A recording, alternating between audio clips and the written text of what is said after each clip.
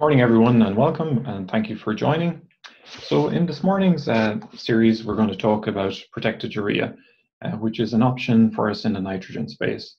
So if we think of this as a signpost series, we can see that the signs are pointing towards that need for low-emission agriculture in the future. But also, Irish farm families need to be able to sustain their production and sustain their businesses, and nitrogen is an important component in that. At Johnstown Castle, the team here, including David and I, have been working on a pipeline of solutions to allow us to address the challenges that we know are coming, to allow us to maintain that production while meeting the environmental challenges. So in the nitrogen space, protected urea is just part of the story. Of course, there are several ways that plants can get nitrogen, and it's a key component in plant growth at a physiological level. And this is not something that's going to change. So nitrogen drives production of chlorophyll. Chlorophyll is, if you like, in layman's language, the solar panel for the plant. And if the plant doesn't have enough solar panel, it's not going to be able to reach its production potential. So getting nitrogen into the system is important. And the sources of nitrogen, the source that nitrogen comes from, the plant doesn't mind too much.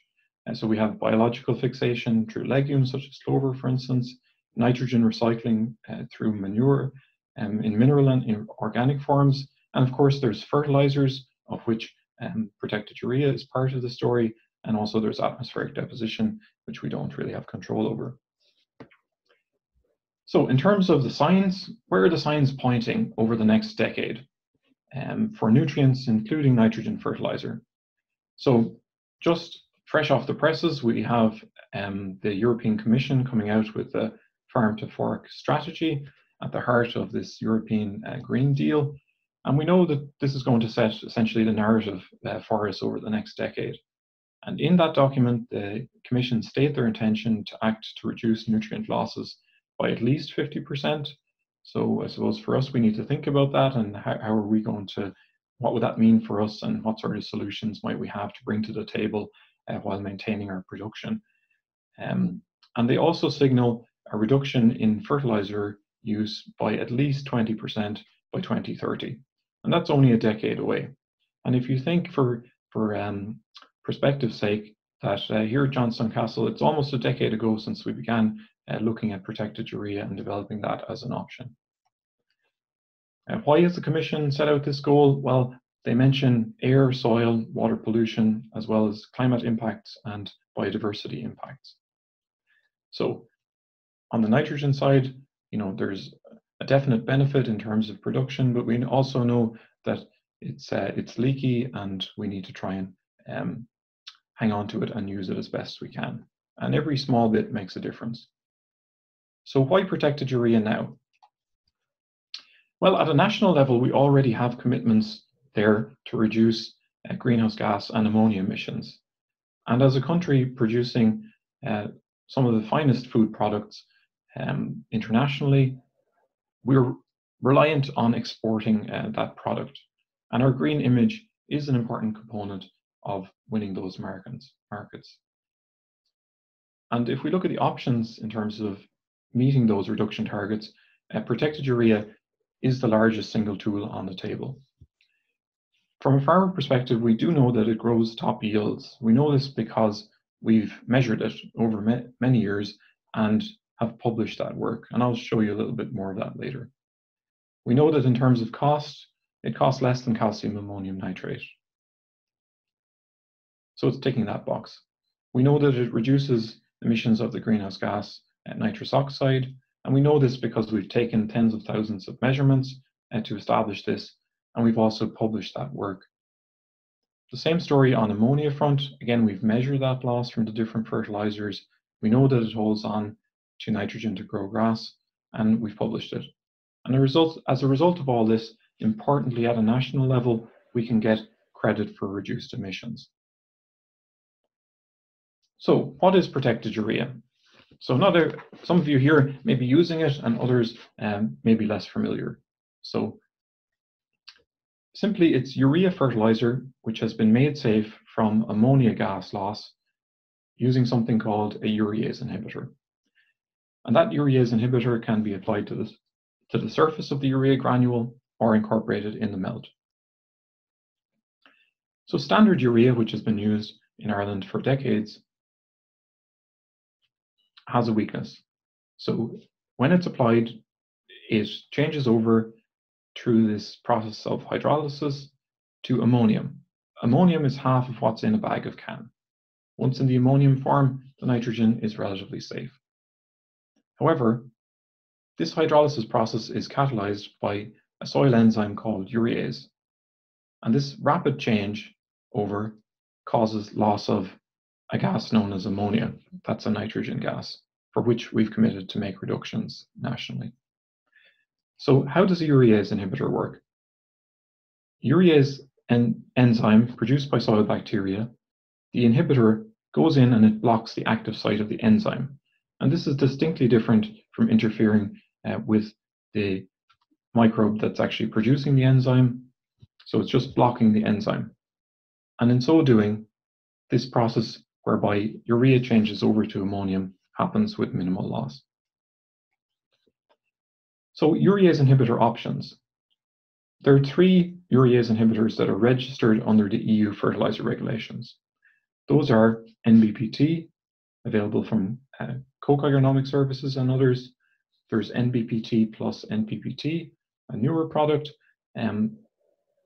available from BASF, and there's 2-NPT, and this is produced by SKW Fertilizers in Germany. All 3 of these are on the Irish market now. And for a farmer wondering, how can I be sure that the amount that's set out in the regulations is there in my product when I buy it? You can have confidence in the Department of Agriculture, who are responsible for regulation, will be carrying out market surveillance to ensure that the regulatory levels are met at the point of sale. So you might be wondering, how am I going to actually use this and what should I use? Well, at Teagasc, we have put a list on the soil fertility website of options available here in Ireland. And we'll keep this list up to date. So you can check in on that website to see the list as it is updated as new products become available. And there are 18 options from 6 fertilizers on the list. So there's lots to choose from. Primarily, these are nitrogen or nitrogen plus sulfur products. And this is really where you should be thinking about protected urea in your fertilizer program. But more on that from David later. Sulfur is important.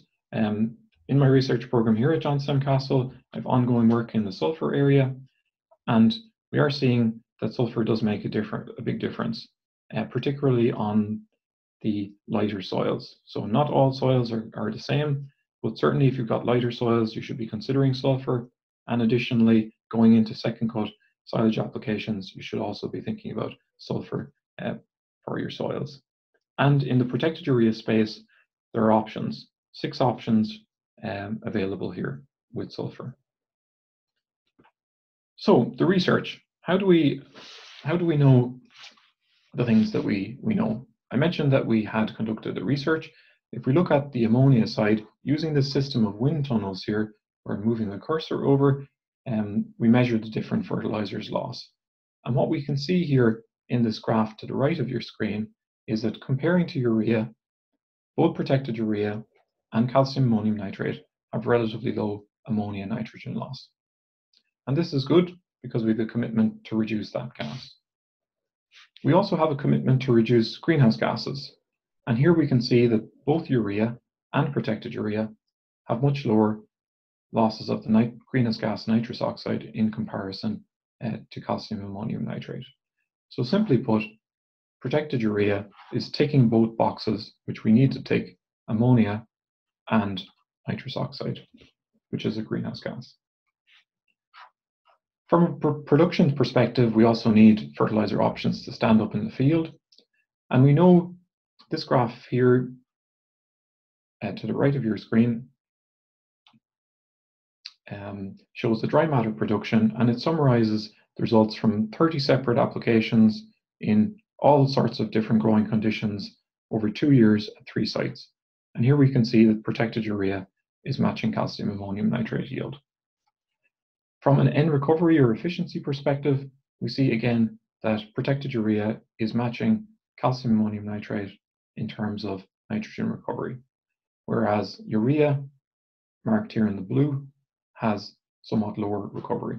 And this is as a result of loss of nitrogen through the ammonia loss pathway for that, let's say, standard or not protected, the standard urea. So over the last number of weeks, there's been a lot of questions coming in relation to protection of the use of protected urea if you've got dry conditions, and will it really protect the urea if the weather conditions are dry? Well, this is what the protection is actually for. So it's if you don't get rainfall immediately afterwards to suppress loss, will the protection actually do its job? That's what you're paying for essentially. And I can show you some data here from measurements that we took in those wind tunnels. This was for a June 9th fertilizer application with minimal rainfall during the period of measurement. And across the bottom here, the red and the blue lines that you see here are for calcium ammonium nitrate and protected urea, both having low loss during this period. In contrast, you see standard urea having much elevated ammonia loss. And this is because it doesn't have a urease inhibitor included. So yes, the protection is there. This is what the products are designed to do. It's a separate question as to what sort of response you're going to get to the nitrogen that you apply. And that goes for all fertilizers. So thankfully, we've gotten some rain and now, including here in the southeast. And this will go some way to reducing soil moisture deficits. And however, when you add nitrogen and soil moisture deficits are high and climbing, and we're starting to enter drought conditions, you have to remember that nitrogen is not a substitute for water. So remember back to 2018, where you already would have seen that. And if you go out and apply nitrogen where water is the limiting factor, or indeed where it's too cold and growth rates are suppressed for that reason, you will potentially see disappointing responses immediately until growth conditions improve, and then that nitrogen will kick in. So the thing to be careful with there is if you've already loaded up on nitrogen, growth kicks in, and you go back and load more nitrogen on top of that, it's let's say not necessary, not potentially necessary. And what we see consistently, I have a Longterm trial site here at Johnstown Castle with the different fertilizers side by side, and where growth conditions go back, it gets too dry or it gets too cold, one fertilizer goes back, they all go back in terms of yield. And when one increases, they all increase when conditions improve. So just quickly in terms of cost, if we look to the cost side of things, how might you compare two different fertilizers? So Teagasc doesn't sell fertilizer, and these costs are moving around continually. This is simply just to show you how you go about the calculation. So for a 46% nitrogen product, just add a 0 onto the end, you'll have 460 kilograms of nitrogen in a ton of product. And if you divide that into the cost, you'll have a cost per kilogram. Likewise, 27% product, add a 0 on the end, you have 270 kilograms nitrogen per ton. Divide that into the cost per ton, and you can compare directly on cost per kilogram. In terms of work rate and so on, here at Johnstown Castle, where we've been using protected urea now on the farm for at least 5 years, we see a work rate benefit in that if you think about a big bag of protected urea, 46% product, it's going to weigh less than a bag of can, but it still has more nitrogen in it because it's more dense. And as a result, with less weight in the spreader, but the same volume, we can get across a greater area, 14 acres versus 11 acres in this particular example. So I'm just drawing to a close here before we go on to David, who's going to show you how you might incorporate this into a potential program. But one thing is clear, this is an option for us in terms of reducing greenhouse gas and ammonia from agriculture while sustaining production. However, while that option is there on the menu, it will require substantial change in fertilizer selection if those, let's say, abatement are going to be availed of. If we look at the 2019 fertilizer figures breakdown, we can see here that about half of the pie is in straight nitrogen. Protected urea here in the orange, a relatively small portion of that nitrogen. And this is, Irish farmers are spent last year in the region of 160 million euro on that nitrogen, which is an eye-watering amount. So any sort of change in this market is going to bring its own challenges, let's say. That level of a spend at 10,000 an acre would buy you a nice 36,000 acre farm. So this is a tremendous amount of money that we're talking about here. You know, if there's going to be changes here, obviously that mightn't be so straightforward. But it's there as a menu option, and one that we are providing you the information to incorporate it onto your farm. And I'm going to turn over to David now, who's going to take you through an example of how you might do that. Okay, thank you, Patrick. So I'll just share my screen with you. Can everybody see that? Yep, that looks good, David, thanks. Okay, so very briefly, I want to discuss on how we would incorporate protected urea into a standard fertilizer program, and where are the timings and the rates that it may fit at. So the first thing that I would like to say is, in terms of nutrient advice, we see here a number of different soil profiles, and the key here, I suppose, is that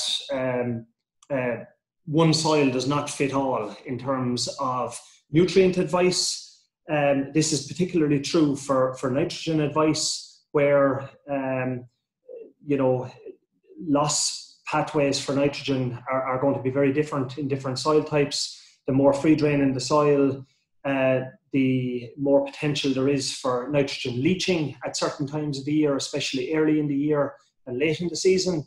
And also in terms of poorly drained soils, there's more potential for nitrogen loss through greenhouse gas emissions when soils are wet or saturated and we put nitrogen on them. So this is something to think about. Also in terms of the other nutrients, phosphorus, potassium, sulfur, etc. The interaction of those nutrients with different soils, the outcomes are going to be very different depending on the soil type. So again, it's always prudent to develop a fertilizer plan in conjunction with your advisor, and that will help you optimize the nutrients that you're applying on your farm.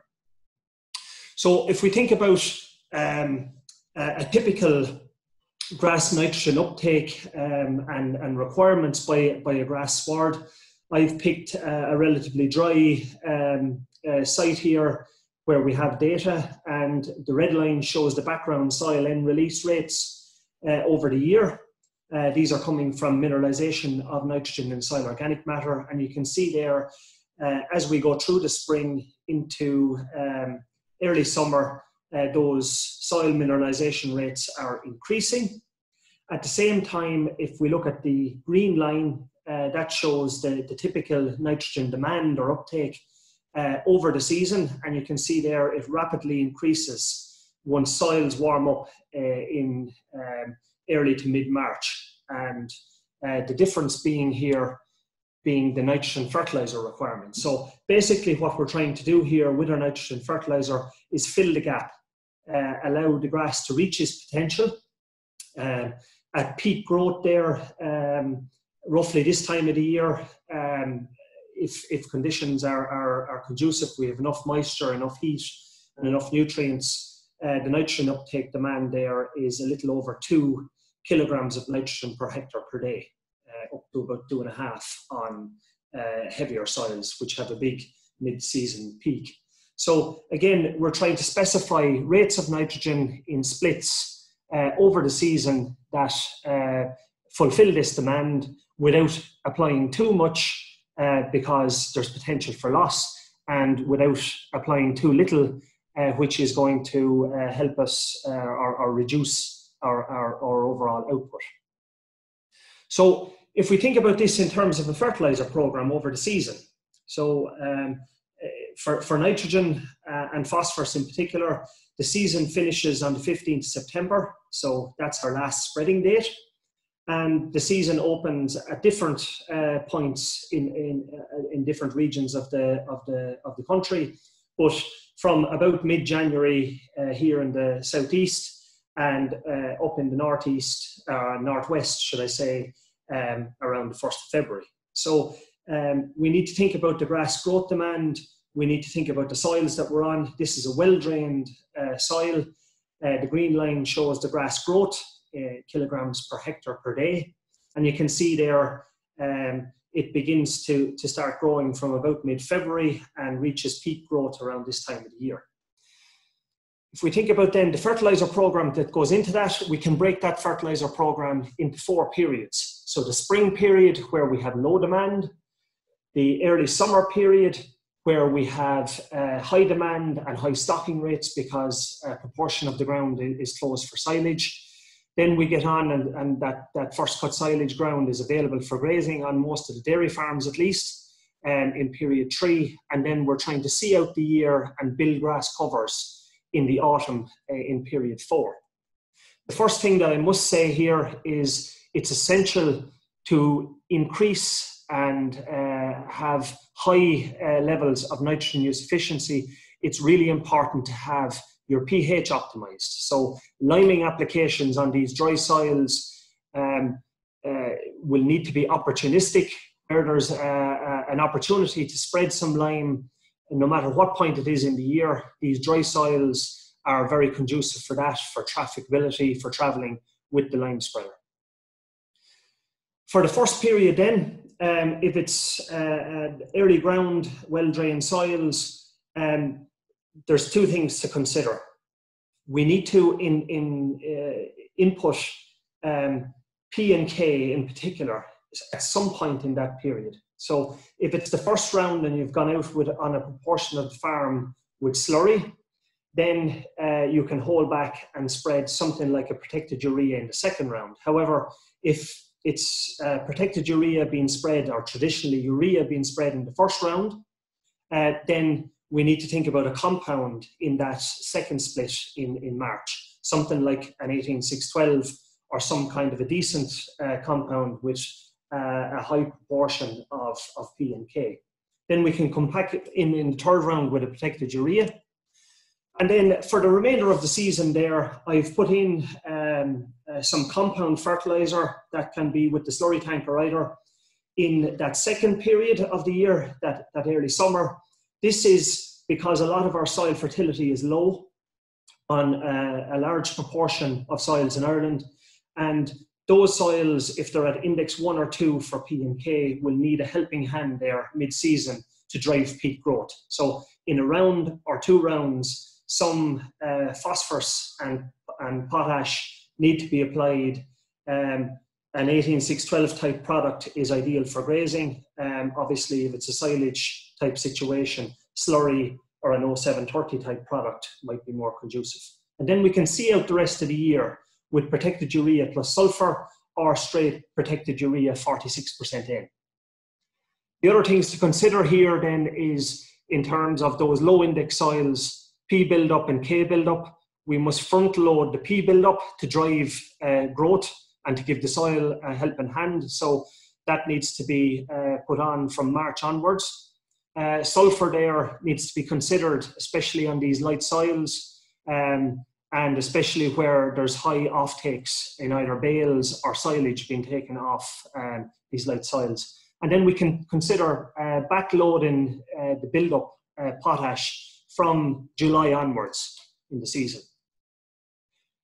Very briefly, if we think about poorly drained soils, they have a different growth habit, so very slow growth in January and February, and they really only pick up from around St. Patrick's Day onwards in terms of peak growth. They have a much higher peak there in May at this time of the year as they dry out and warm up. And then obviously a very short season, growing season overall, because the ground becomes wet in the back end and trafficability becomes problematic. So again, we can split this into 4 periods. Period 1 is the spring period, and you can see there is much lower demand for nutrients because grass growth is lower, and hence we need to tailor our nutrient advice differently for these soils. Lime needs to be considered very much so on these soils as well. This is usually the second half of the year because of trafficability issues on these soils. But again, to be opportunistic to get the lime out on these soils, if we wait too late, these soils can become wet, and traveling with a lime spreader can be a problem. So again, we're starting later on these soils, maybe with a compound straight off because they're cold and wet. That can be timed there in mid-March, early April, and then we can begin our Protected Urea program. Again, we need to consider where indexes are low, giving the soil a helping hand at peak growth with some kind of a compound or the slurry tanker, and then we can complete the year with Protected Urea type products. So there's plenty of opportunities here in both soil types to introduce Protected Urea. However, one point that I must make is we dare not forget soil fertility in the mix. We need to consider where compounds are needed, and where considering those compounds or the slurry tanker, we need to be putting out strong compounds like your 18-6-12 or 10-10-20s for grazing, and for silage, something like straight P or K, or traditionally what would have been used was 07-30 or 010-20. Okay, finally then, in terms of what does that look like in terms of an overall program. I've selected a dairy program here at a high stocking rate, a derogation stocking rate, but with the challenge of index 1 for both P and K, so low fertility. And if we look there in the red at the start, the advice for this stocking rate and for these soil fertility levels, we can see there up to 250 kilos per hectare of N, 39 kilograms per hectare of phosphorus, 95 kilograms per hectare of potassium, and 15 kilograms per hectare of sulfur. So how are we going to meet those demands over the season?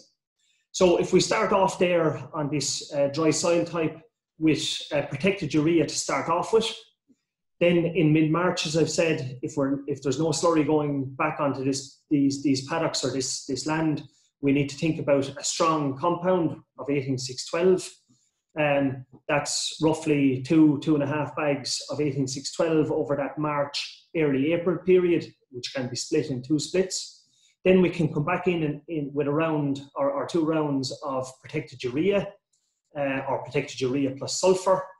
At peak growth there, we need to give this soil, because it's index 1, a helping hand with 18-6-12 again in 1 or 2 rounds. And then we can complete the season from July into September there with Protected Urea. And you can see there the final tot, 248 kilograms of N, 38 kilograms of P, 72 of K, and 18 of sulfur at a cost of €343 per hectare. So again, this is an idealized program, but you can see there is plenty of opportunities to introduce Protected Urea while not forgetting baseline soil fertility. For further information, please look at the Teagasc website. I've given the hyperlink there for the page where you can get more insights into programs and also more information on Protected Urea. And lastly then, I must caution that it's important to complete a farm fertilizer plan to determine the max NMP allowances to keep you right by nitrates legislation and to maximize your return on investment. So very finally then, in summary, why Protected Urea? Why now? As Patrick has said, we need to show progress towards reducing emissions. Protected Urea is the largest single tool that we have in our arsenal or in our tool bag, and we need to avail of it. But how do we do that? We need to use and try to introduce Protected Urea into fertilizer programs. This will help us produce top yields. There's no compromise compared with CAN. Cost, it's cost beneficial. Greenhouse gases, there's benefits there. Ammonia, it holds on to the nitrogen, so we're not losing it to the atmosphere, which will help you grow more grass. And lastly, we will get credit as an agricultural nation for using this technology. So thank you very much. Okay, David, thank you very much for that, and to Patrick for excellent overview of the Protected Urea story so far. Patrick, you mentioned at the start of your presentation, just a general question. I mean, the EU strategy, the farm to fork strategy talks about a 20% reduction. And I mean, a lot of the effort we put into reducing fertilizer is around fertilizer efficiency and, liming and getting the right soil conditions. I mean, beyond that, what sort of tactics can we look at utilizing to further reduce that reliance or that on fertilizer? I presume it refers to chemical fertilizer inputs in the farm to fork strategy. Thanks for that question, Mark. Well, it's no doubt that strategy there does set a challenge for us, and we know that we need to get the nitrogen into the system in some way to continue to grow, to have the output. So I showed on my second slide a number of different ways that we can do that, and one of those ways is by incorporation of legumes to bring nitrogen into the system that way. So there has been an emphasis in Teagasc on incorporating clover into swards, and there's no doubt that that's going to be a part of the picture as we go forward. But to meet these challenges, there isn't, let's say, a magic bullet that's going to solve it all in one go. Protected Urea isn't that, but neither is clover likely to be that. It's putting all these tools together as a package in an efficient way, in a program that's carefully put together, as David has taken you through, just some of the ways that can be done, and each farmer making small improvements. And that cut there in terms of fertilizer that the EU are talking about, it's really driven by that goal to make a 50% reduction in losses. So our ability to demonstrate reduction in losses, and every farmer on their own farms can make a difference in this respect. Think of water quality. Is there anything you can do on your farm just to make sure there isn't any nutrient getting away there? Because that's being measured, and that's going to come into the final reckoning. So let's not damage our own businesses by maybe just small things that could be done at a farm level to keep losses to a minimum. Thanks very much for that, Patrick. So Pat, we have plenty of questions coming through there. Do you want to get the ball rolling there? Yeah, absolutely. A huge number of questions, and I think people will be interested in, so I'll ask people to keep maybe answers reasonably brief. I suppose some quick ones. Is the inhibitor more effective included in the melt than on the surface of the granule, or is there any evidence there? Well, I'll go ahead and take that one, Pat. Yeah, so what we do know from studies is that NBPT or the urease inhibitors are very effective at suppressing that loss if they're there at the correct levels. So the most important factor really is that the spec, that regulatory spec, is met on the inhibitor. So any way that can be done and quality ensured, I think is going to be a good outcome. And it's possible that can be achieved in both ways. There's a couple of follow-on questions about the inhibitor, I suppose about any harmful residues or any issues with the co-solvents. Can you be a bit more specific, Pat? I suppose that, well, the question is, was asking, are there any issues with residues? Yes, there's no evidence of that at present. Okay.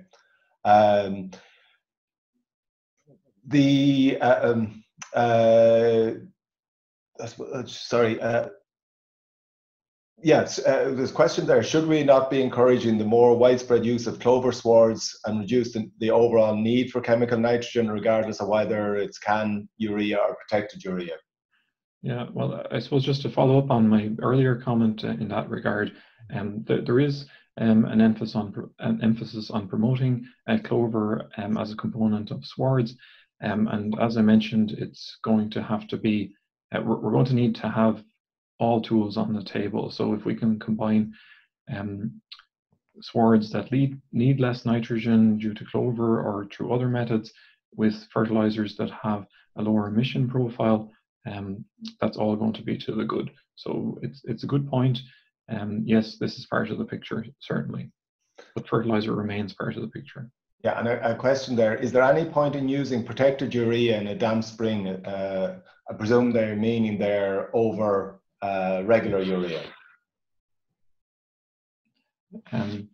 Yeah, so the question in relation to damp spring, the damp weather is going to suppress the ammonia loss, there's no doubt. So in the current framework that we find ourselves being challenged to reduce both ammonia and greenhouse gas emissions, the point really is to suppress that national ammonia loss figure. So basically, just to follow up on that point, is in the inventory, it's not a technical issue on the farm. So the damp spring has helped you maintain more of the nitrogen on the ground. However, in the inventory, if we increase or maintain even the current level of urea use, it means that we will have higher emissions of ammonia based on that calculation. So we need to swap over as much of that urea nitrogen to a protected urea nitrogen to help with our ammonia emissions. So again, this is not we have to be thinking slightly bigger picture here in terms of how that looks in terms of our national emissions targets. Okay, and there's a few questions in relation to potential impact in relation to any water quality implications of a switch from both urea and CAN to protected urea. So just very briefly, and let Patrick in because he has more work ongoing. We did look at these 3 nitrogen farms in a tillage, in I suppose, a free draining tillage situation where you would expect there to be a higher risk of leaching loss, because after a tillage crop or a cereal crop is harvested, you have you have a period there where you have no actively growing roots or plants till you get potentially get a cover crop in. And what we found there was that urea and protected urea seemed to have a lower risk. So there seemed to be better uptake of the nitrogen. It's not in a nitrate form readily to start off with. Yes, it's converted over the year, but there was lower leaching risk potential there from those products. So protected urea, from that point of view, would indicate to be a safer product. Obviously, most farmers are using or have been using for the last couple of decades urea in the spring for those very reasons. It's not in a nitrate form that's easily leached. But Patrick, maybe you have more work.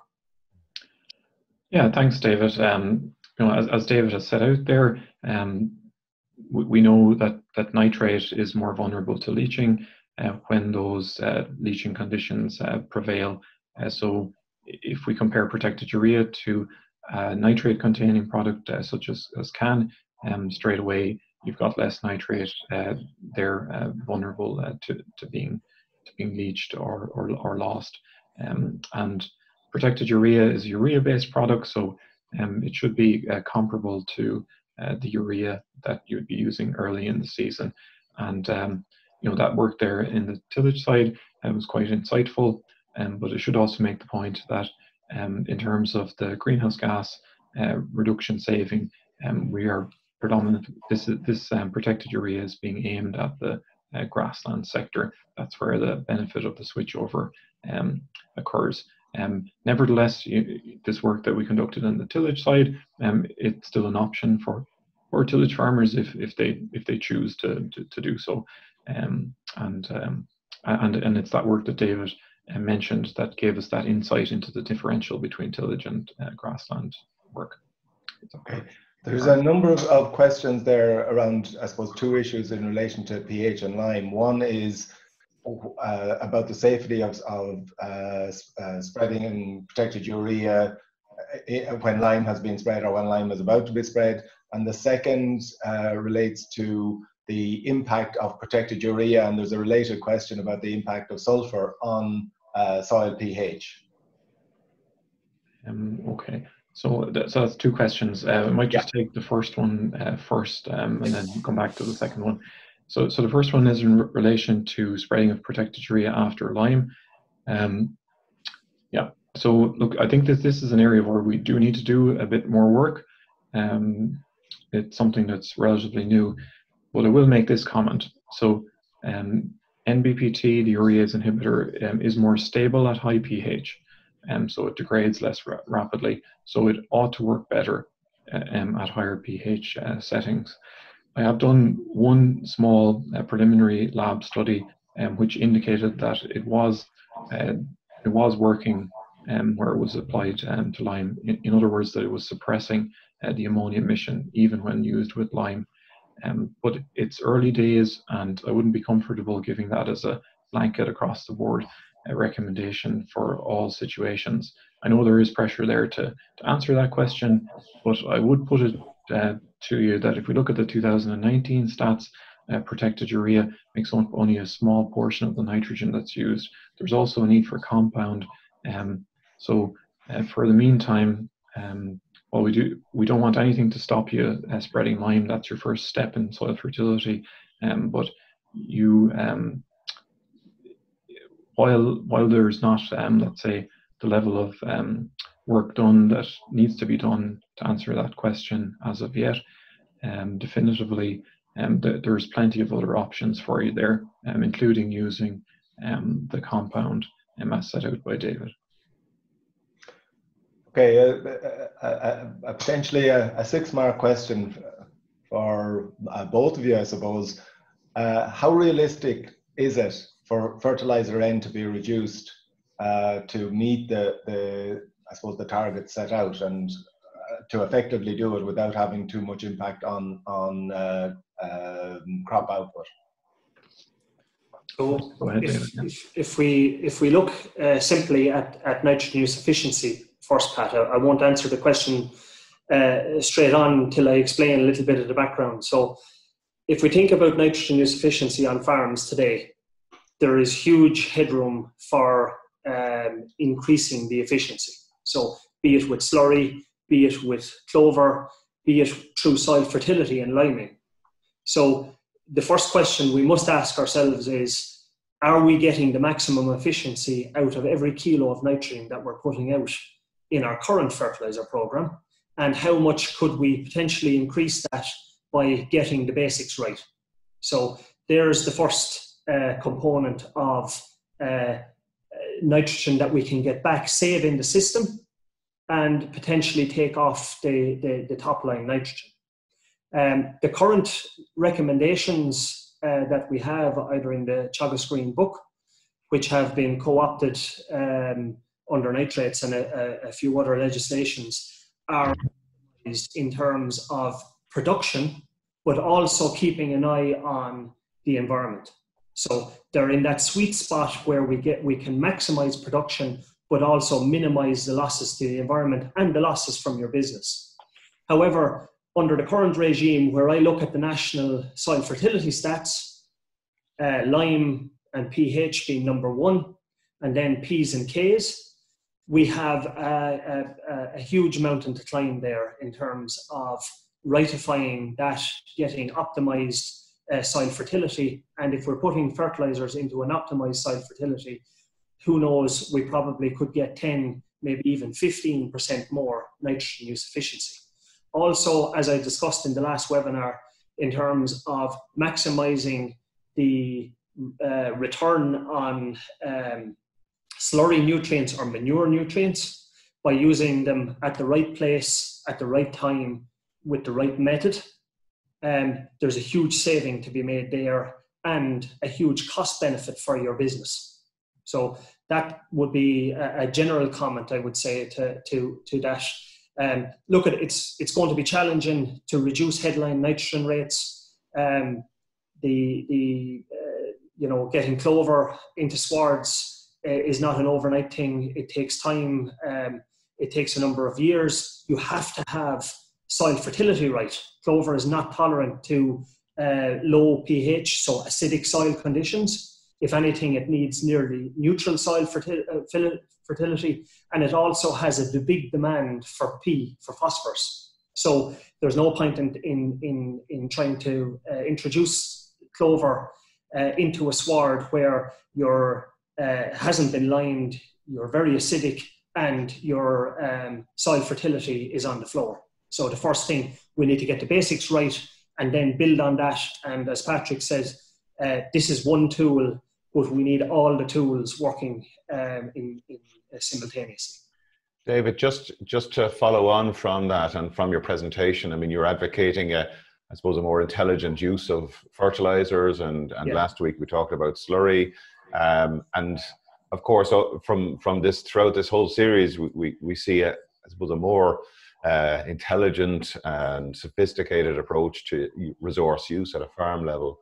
Obviously, this is going to bring complexity with it, and there needs to be a very significant knowledge transfer effort here. Could you just talk to us about it? Maybe Pat, you could come in as well, just on the nutrient management planning tool that Teagasc has available to farmers. I mean, are all farmers, I know at the moment all farmers are supposed to have a nutrient management plan of sorts, but really from what today's presentation, we're looking at something a little bit more involved here that takes a broader view beyond just the chemical requirements. We have to look at the soil, obviously, and then maybe other ways of boosting soil nutrition.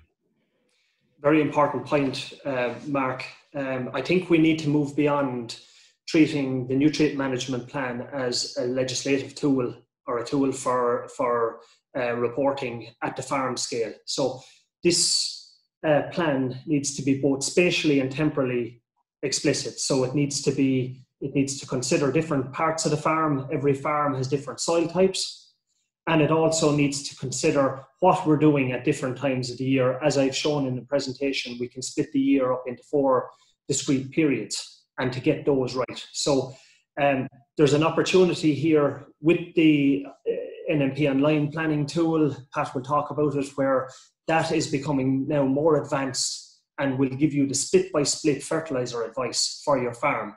However, that's a two-way conversation with the advisor and the farmer. The farmer needs to be fully immersed and involved in developing that plan in terms of what his or her targets are for the different parcels on the farm.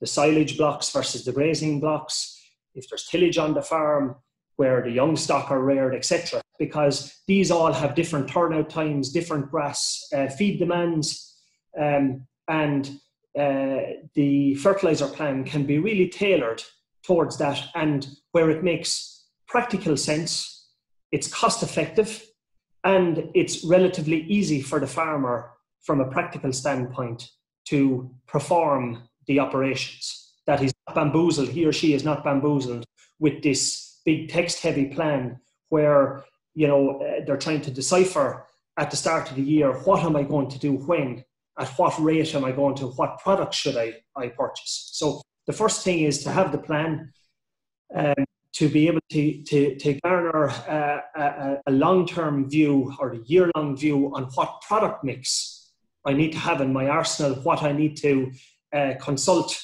with my merchant in terms of purchasing over the year, and to be able to then cost that out over the year in terms of cash flow, etc.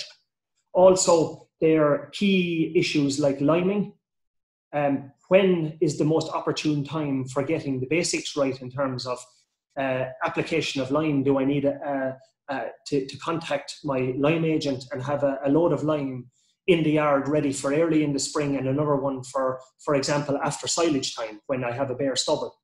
And then thirdly then is the manure and slurry on the farm. That can't be just put out because the tank is full. It needs to be targeted at the area where you get the maximum benefit. As we've said last week, the maximum economic return in slurry, cattle slurry or organic manure is its P and K content. So it stands to reason it should go back to fields or paddocks where they have a big requirement for P and K, and then we can also maximize the nitrogen response out of that. So Pat, maybe you want to comment on NMP and lime. Yeah, I think you've dealt with it fairly comprehensively. I suppose we talked to the both farmers and advisors who were using NMP, and we got a challenge, and the challenge was to have a more relevant nutrient management plan that not just gave you a list of the fertilizers for the year, but that split them down into what David was talking about in terms of split by split, and what the farmer is required to do, or what he needs to put out at various times. The second element that the advisors wanted is they wanted it to take no more time to actually do the plan. So even though a lot more detail in it, no more time to prepare it, because they just wouldn't have that time to give.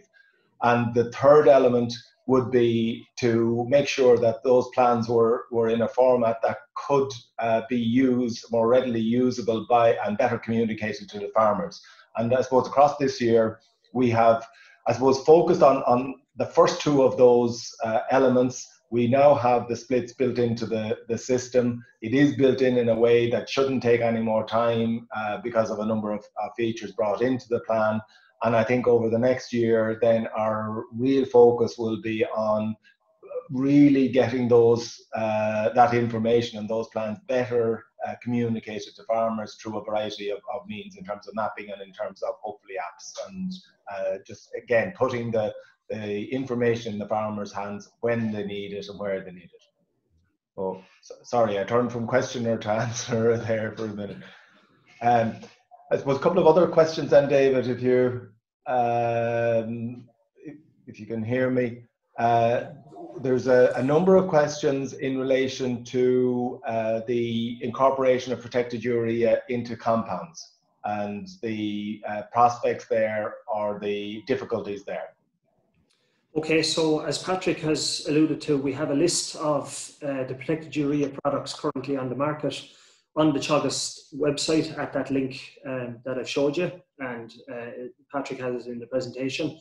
Those are mainly where it's in a more compound or not in a straight end product. It's usually mixed either with sulfur or with potash.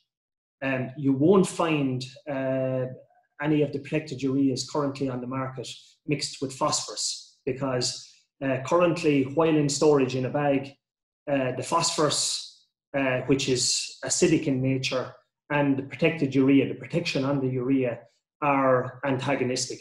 So it will cause the protection to break down. So as I presented there, what we're not saying is that we need to move all out to protected urea and forget about soil fertility.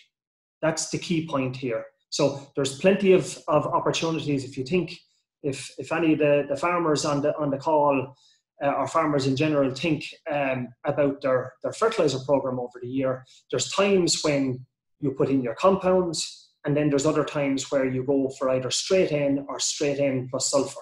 So there's plenty of opportunities here. We need to keep the compounds, and probably high-end compound or high PK compounds. So compounds that are going to do the job need to be put in at the right time, at the right rate, in the right place. And then around that, then there's scope for using protected urea to increase our nitrogen use efficiency overall, and also help us meet our national environmental targets. So I suppose that's it in a nutshell, Pat. Just one, and I suppose for Patrick, a key question. What field trials are still ongoing in relation to confirming that the widespread use of protected urea doesn't represent a food safety concerns, either through the uptake of the urease inhibitor or any co-formulants? Yes, so I have a number of trials going on, including a long-term trial where the different fertilizers, including protected urea, have been applied to the same plots continually over the last 6 years alongside other nitrogen forms. So that continues to run, and I suppose it's part of Teagasc's commitment to look at different options over the longer term, not just over the shorter term, which is a typical type of funding cycles projects. In addition, the Department of Agriculture have funded a project where the fate of NBPT is going to be explored in much greater detail, including modelling and including a risk assessment modelling exercise. And that work is ongoing.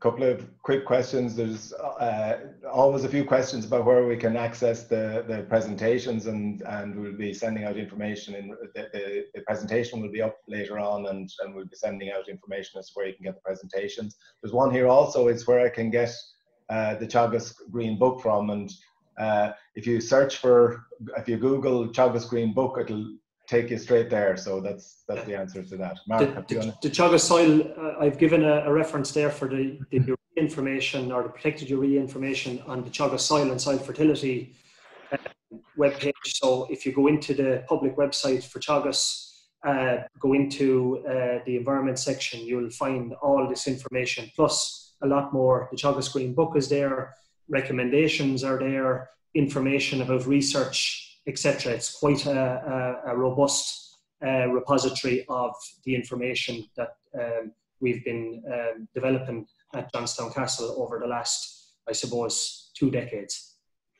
That's right, David. And just to add to that comment, there's also a tab there for protected urea. And over the last couple of years, we have produced a number of documents which answer frequently asked questions. So probably we're not going to get to every question, but if you go onto that website, you can download a number of documents where specific questions were asked and answered. Okay, thank you. We're going to have to, I know there's lots more questions coming through there, Pat, but unfortunately time has caught up with us. That resource is an excellent resource, the Teagasc soil fertility site, or just Google Teagasc soil fertility, it'll bring you straight to it. And that's updated regularly as well, I understand, with new products available as well. So an excellent resource. What we'll try and do is include a link to that website as well within the follow-up email that you'll receive after today's. So I just want to thank everyone for dialing in today to our webinar. I want to thank our production team, Andy Boland, Yvonne Maher, and Pat Murphy. And I want to thank our 2 speakers, David Wall and Patrick Forrestal, for joining us all the way from Wexford. And I hope the rain continues to fall there for another few days down there. No sign of it, it's gone. No sign. Well, it's raining here in Galway, so hopefully we'll send us down some, Mark. We'll try and send some down to you. So look, I hope everybody has an enjoyable weekend, and we hope to see you next week for our 9th in our series next Friday morning at 9:30.